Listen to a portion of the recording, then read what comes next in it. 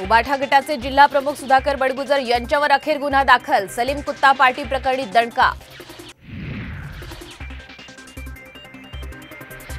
मवियात कोणतेही मतभेद नाहीत, जागा वाटपाबाबत सकारात्मक चर्चा। शेवटच्या बैठकीत शरद पवार आणि उद्धव ठाकरेंच्या उपस्थितीत अंतिम निर्णय होणार, संजय राऊतांची माहिती।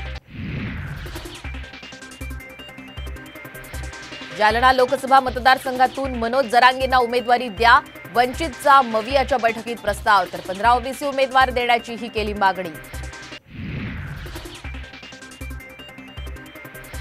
भाजपप्रमाणे काँग्रेस सुद्धा वरिष्ठ नेत्यांना लोकसभेची उमेदवारी देण्याची शक्यता। काँग्रेस हायकमांडकडून चाचपणी सुरू, सूत्रांची माहिती।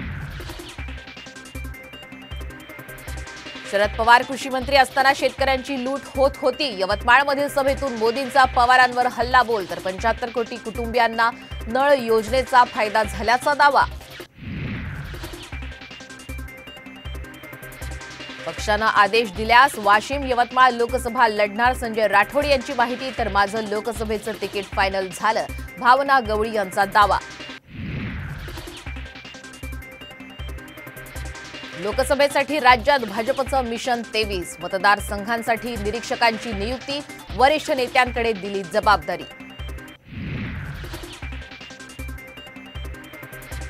रोहित पवारांचा उदय सामंतांविरोधात हक्कभंग प्रस्ताव। कर्जत जामखेडमध्ये एमआयडीसीचा प्रस्ताव मंजूर न केल्यानं आक्रमक पवित्रा। हा पक्ष नव्हे गुंडांची टोळी, प्रत्येक आमदारांना एसपी 25 लाख देतो। विधान परिषदेतून अनिल परबांचा गंभीर आरोप। जिथे पोलिसांची गाडी उभी तिथे डान्स बार सुरू असल्याचाही दावा।